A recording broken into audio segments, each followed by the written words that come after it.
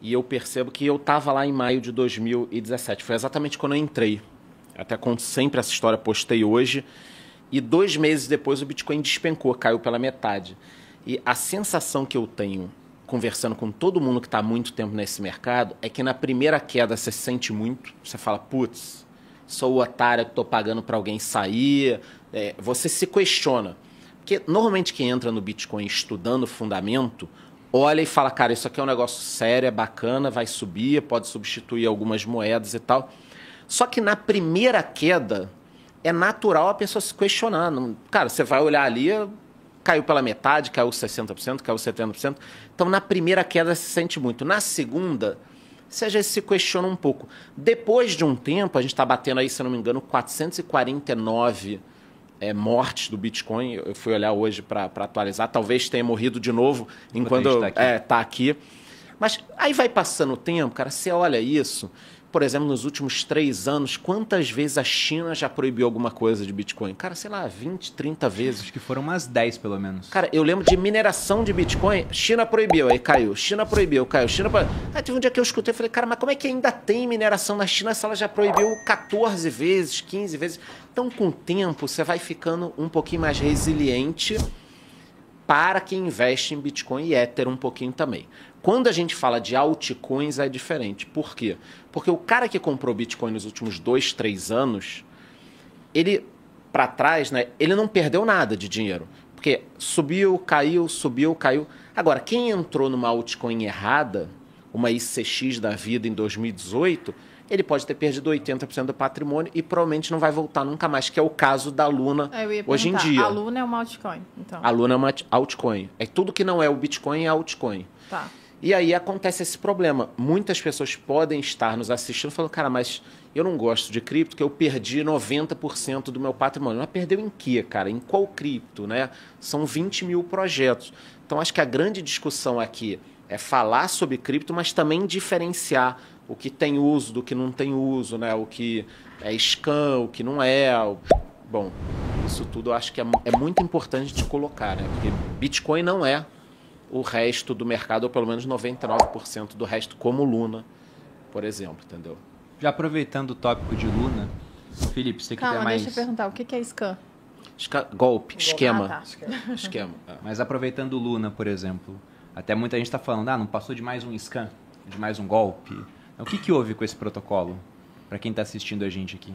Scam ou não, cabe à interpretação do ouvinte, né? Acho que tem gente que vai dizer que foi um golpe e tem gente que vai dizer que foi um projeto que deu errado. Mas, basicamente, a versão resumida da história, como você bem falou, é que uma das 10 principais moedas do mercado foi a zero, em coisa de um mês, fazendo evaporar 40 bilhões de dólares. E aí os detalhes da história é que se tratava de um sistema que tinha uma moeda estável, uma stablecoin, mas que na verdade não tinha nenhum lastro. Então era para ser uma moeda que valia sempre $1, mas na hora que as pessoas correram para resgatar esse $1 que estava por detrás da moeda, não havia reservas para todo mundo.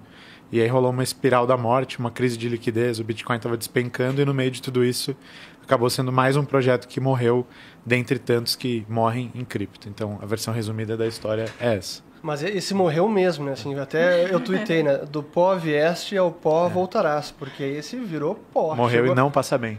Essa era uma crítica que eu tinha da Luna, depois que eu passei a analisar, até eu já fiz esse meia-culpa no meu canal também, porque são tantos projetos que vão surgindo, e eu hoje em dia que não estou apenas no mercado cripto, é difícil você se manter atualizado. Mas quando eu fui estudar mais a fundo a Luna, para mim a grande coisa que não tinha como se sustentar a longo prazo é que era uma stablecoin que seria lastreada por uma unstablecoin, ou seja, por uma que era o UST lastreado na Luna. Mas quem é que garante o valor da Luna? Nada. Então poderia virar zero, como virou, e aí o negócio colapsou, né? Mas eu não sei se é golpe ou não, mas o ruim é que muita gente pesada também estava apoiando esse projeto, né? Lá fora, assim, Novogratz fez tatuagem no ombro. Eu fiquei aqui, sim, assim, teve investidores que tatuaram. A filha do cara que inventou a Luna chama Luna. Um bebezinho recém-nascido. Então... Ah, mas não é um nome tão ruim. Não, é só esquecer desse episódio. Faz alguma coisa, muda a pode fazer tatuagem. referência. Quanto tempo tinha esse protocolo de vida? Tinha uns 3 anos já. Ele foi pelo que eu pesquisei, ele foi idealizado em 2018 e começou a rodar em 2019. Então, 3 anos. É que era uma... a galera em cripto chama de Layer 1. Então era uma blockchain de primeira camada. Era uma rede que se prestaria a suportar qualquer tipo de aplicação. Só que a aplicação mais popular, que eles embandeiraram e fizeram de tudo para ser adotada, era essa tal dessa stablecoin.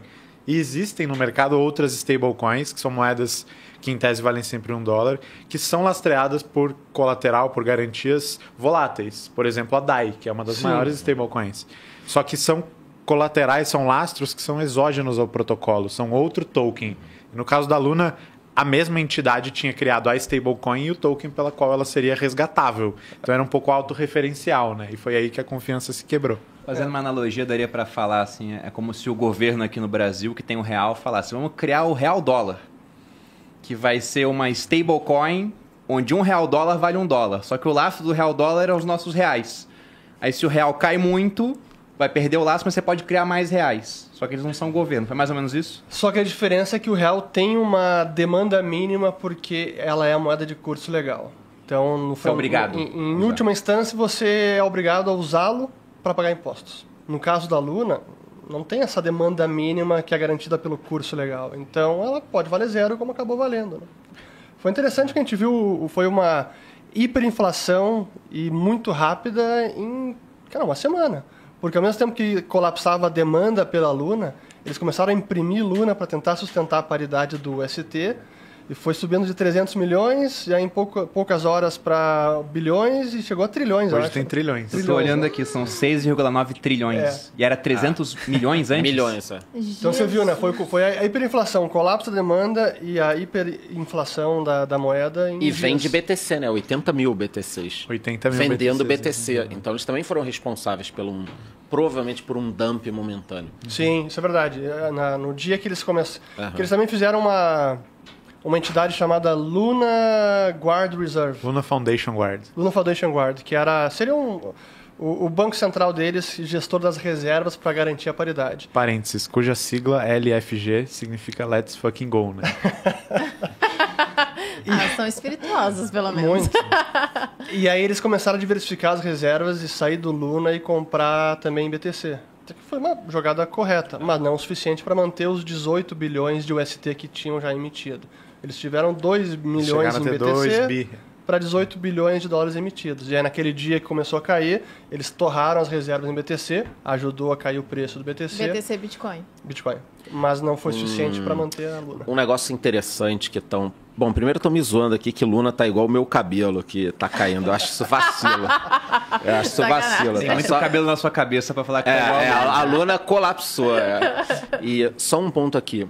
Eu não vejo nenhum problema no investidor ter altcoins, tá? Que fique claro aqui, né? O problema é a proporção que a pessoa costuma ter numa altcoin dessa que tem um potencial ilimitado, segundo a visão dela. É tipo um pessoal que chega, entra e fala, esse cachorrinho aqui, era Dogecoin? Doge, isso. Vou botar todo o meu dinheiro nisso. Aí depois a Shiba, e depois a Luna. Então o problema é o seguinte, se o cara tá assistindo a gente aqui, ele tinha 80% do dinheiro de cripto em BTC e o resto em Luna, cara, colapsou, ele perdeu 20%, provavelmente ao longo do tempo a valorização do Bitcoin vai compensar isso. Então ele estava diversificado. O problema é o risco da ruína, né? O cara que tinha 100 mil reais investidos em fundos imobiliários, ações, em tudo, aí olhou que pagava 20% ao ano, que pagava, e botou todo o dinheiro dele nisso. Esse é o problema. Então não é investir, o problema é a proporção que você investe. Eu acho que esse é o grande problema. Só para deixar mais clara essa questão da Luna, eu fui olhar agora o valor e ela vale 0,000, aí vem um 7 alguma coisa. Então morreu, mas tá lá ainda, né? Isso é um bom adendo, na verdade, porque ela foi a praticamente zero, chegou a valer $5 milhões o market cap. Eles fizeram um plano, uma proposta de reviver o negócio, copiar a rede e fazer uma moeda nova, que eles chamam de Terra 2. E pelo que eu entendi, o mero plano e a especulação em torno disso fez com que o market cap fosse de 5 milhões para mais de 1 bi já. Pelo menos quando eu saí de casa estava mais de 1 bi. Sim. Então tá respirando por aparelho, digamos assim. Tá respirando por aparelho.